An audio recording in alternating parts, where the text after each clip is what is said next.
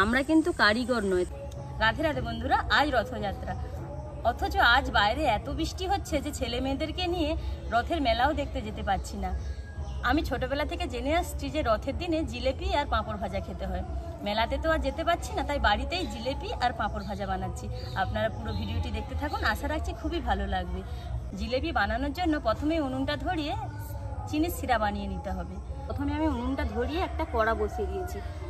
জিলেপি বানানোর জন্য কিন্তু চিনির সিরাটা বানানো খুবই জরুরি, পরিমাণটা একদমই ঠিক রাখতে হবে। দেখুন আমি এখন এখানে 1 বাটি চিনি নিয়েছি, দিয়ে দিচ্ছি 3টের মতন এলাচ ফাটিয়ে দিয়ে দিয়েছি। ওই চিনিতে দিয়ে দেব 1 বাটি জল।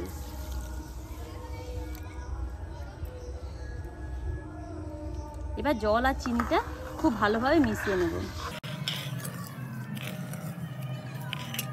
চিনির সিরাটা ওইদিকে হতে থাক, এই পাশে জিলিপি বানানোর জন্য ব্যাটারটা আমি বানিয়ে নিচ্ছি। এই বাটি দিয়ে দিচ্ছি 2 বাটি ময়দা।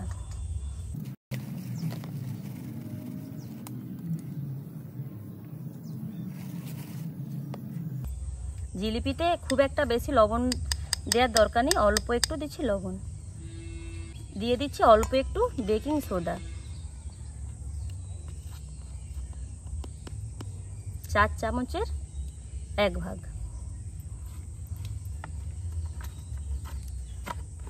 দিয়ে দিচ্ছি 1 চামচ ভিনিগার।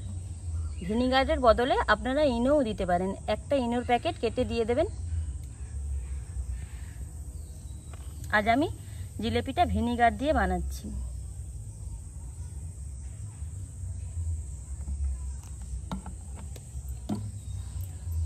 দিয়ে দিচ্ছি 2 চামচের মতন ঘি।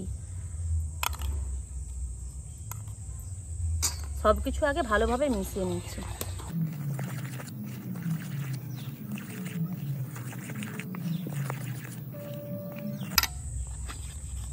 সব উপকরণগুলি খুব ভালোভাবে মিশিয়ে নিয়েছি। এবার অল্প অল্প জল দেব আর মেশাতে থাকবো। প্রথমেই একবারে অনেকটা জল দেওয়া যাবে না, তাহলে গলা পাকিয়ে যাবে।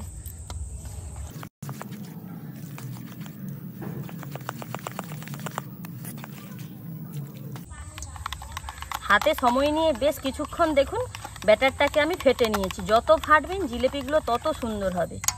দেখুন শুধু থিকনেসটা কেমন হয়েছে।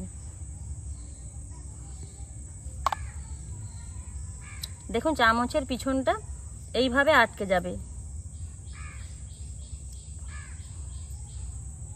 এই রকম থিকনেস রাখতে হবে। জিলিপি ভাজার জন্য ব্যাটারটা আমার রেডি হয়ে গেছে। এবার এটা আমি 10 মিনিট রেস্টে রেখে দেব। এইদিকে দেখুন চিনির সিরাটাও রেডি হয়ে গেছে।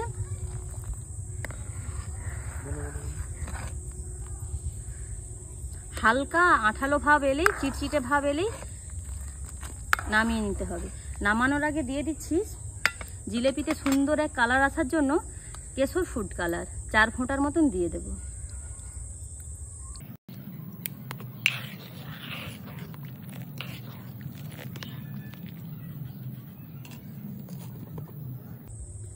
চিনির সিরাটা যাতে খুব তাড়াতাড়ি বসে না যায় তার জন্য 1 চামচ দিয়ে দিচ্ছি পাতিলেবুর রস।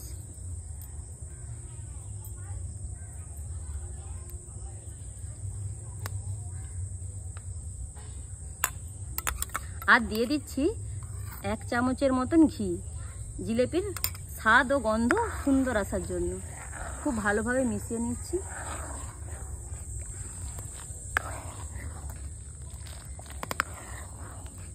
বেশি ঘন করলে কিন্তু জিলিপির শিরা হবে না, তাহলে জিলিপির ভিতরে শিরাটা পৌঁছাবে না।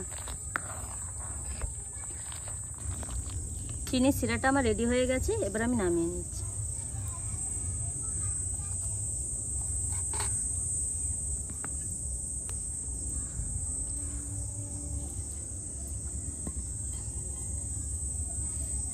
জিলিপি ভাজার জন্য এরকম একটা প্যান বসিয়ে দিয়েছি।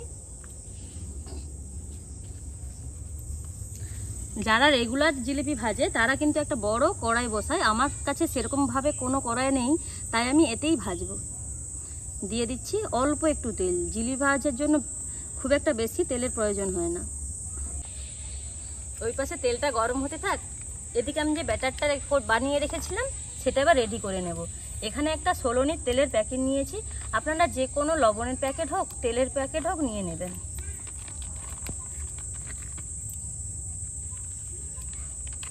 এবার আমি এর যে কোনো একটা সাইড কেটে নেব অল্প করে।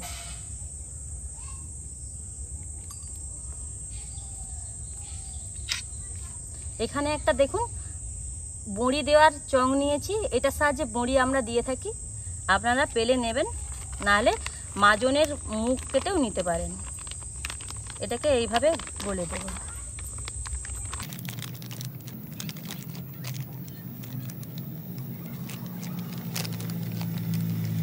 দেখুন খুব ভালোভাবে রেডি হয়ে গেছে। এবার একটা এখানে মগ নিয়েছি, এর ভেতরে ঢুকিয়ে দিয়েছি। এবার যেই ব্যাটারটা করে রেখেছিলাম তার কিছুটা এতে দিয়ে দেব।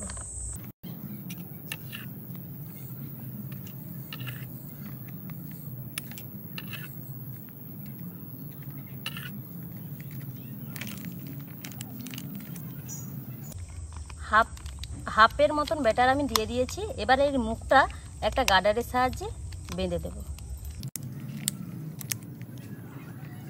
দেখুন রেডি হয়ে গেল।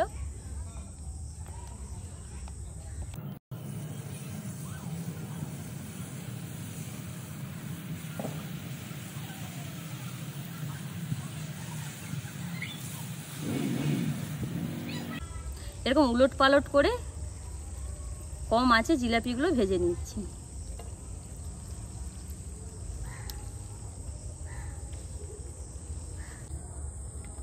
দেখুন জিলিপিগুলো কিন্তু লাল লাল হয়ে গেছে। এবার আমি তুলে নিচ্ছি।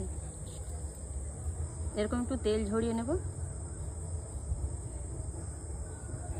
চিনির শিরাটা হালকা গরম থাকবে, সেই অবস্থায় গরম গরম জিলাপিগুলো দিয়ে একটা চামচের সাহায্যে একটু ডুবিয়ে দেব।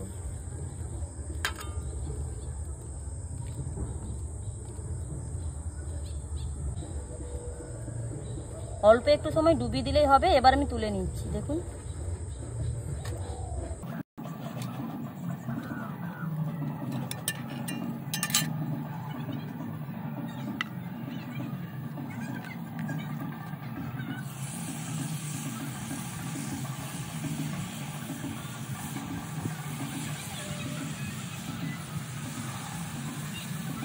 আবারও কয়েকটা ভাজা হয়ে গেছে, সাথে সাথে চিনির শিরাতে দিয়ে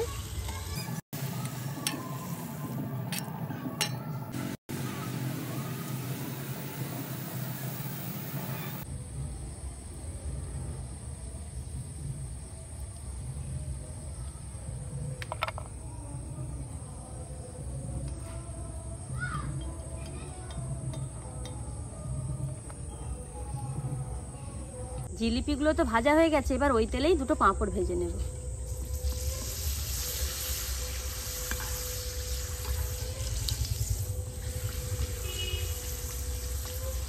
মেলাতে যেতে পারি না তো কি হয়েছে, ছেলে মেয়েদের নিয়ে আজ মেলার আনন্দই বাড়িতে উপভোগ করব।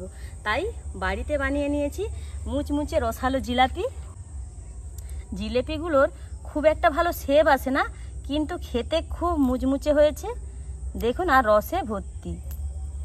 আর এইরকম সরু সরু জিলিপি কিন্তু আমার মেলাতে খেতে খুব ভালো লাগে। তার সাথে আছে গরম গরম পাঁপড়।